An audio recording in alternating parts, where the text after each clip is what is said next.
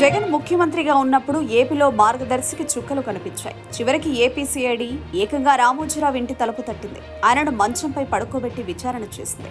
అంతేకాదు, రామోజీరావును జైలుకు పంపించేందుకు అనేక ప్రయత్నాలు చేసింది.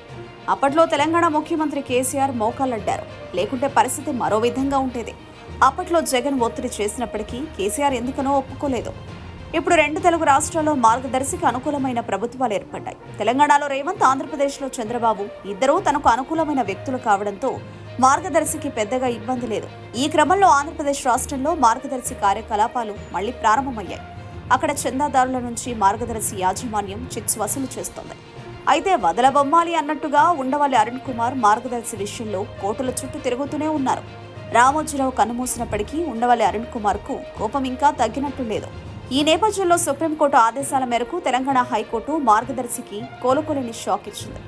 చందాదారుల వివరాలకు సంబంధించి పత్రికల్లో నోటీసులు, ప్రకటనలు ప్రచురించారు. దీనికి ఎంత మొత్తం ఏమవుతుందో మార్గదర్శి యాజమాన్యానికి రిజిస్ట్రీ వెల్లడిస్తుంది. ఆ రోజు నుంచి వారంలోగా ఆ డబ్బును వారి ఖాతాలో జమ చేయాలి. అన్ని పత్రికలలో విస్తృతంగా ఆ ప్రకటనలు ప్రచురితం కావాలని ధర్మాసనం ఆదేశించింది. తదుపరి విచారణను 30కి వాయిదా వేసింది.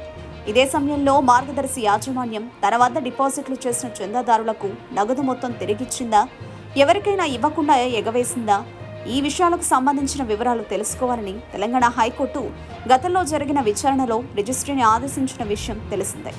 ఈ నేపథ్యంలో చందాదారుల వివరాలకు సంబంధించిన ప్రకటనను తెలుగు, హిందీ, ఇంగ్లీష్ భాషలలోని అన్ని పత్రికలలో ప్రచురితమయ్యేలా చూడాలని స్పష్టం చేసింది. ఇక ఇదే సమయంలో డిపాజిటర్ల డీటెయిల్స్ ఇవ్వాలని విన్నవిస్తూ మాజీ ఎంపీ ఉండవల్లి అరుణ్ కుమార్ కూడా ఒక అఫిడవిట్ దాఖలు చేయాలని సూచించింది. వాటి ప్రకారం తాము మార్గదర్శికి తదుపరి ఆదేశాలు ఇస్తామని స్పష్టం చేసింది.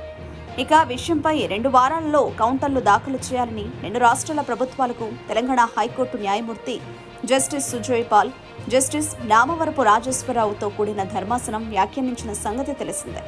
అయితే దీనిపై ఇంతవరకు 2 తెలుగు రాష్ట్రాలు స్పందించినట్టు కనిపించడం లేదు. ముందుగానే చెప్పినట్టు మార్గదర్శికి అటు చంద్రబాబు, ఇటు రేవంత్ అనుకూలమైన వ్యక్తులు కావడంతో ఆ దిశగా చర్యలు తీసుకుంటారనే నమ్మకం తమకు లేదని వైసీపీ శ్రేణులు అంటున్నాయి.